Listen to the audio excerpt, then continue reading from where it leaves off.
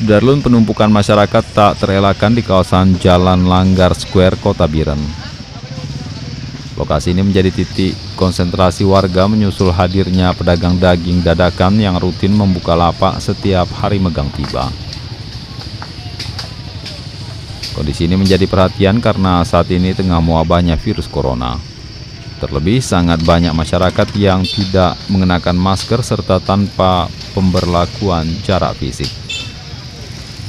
Padahal sebelumnya pemerintah setempat juga sudah mengeluarkan larangan agar di lokasi ini tidak dilakukan transaksi jual beli daging megang.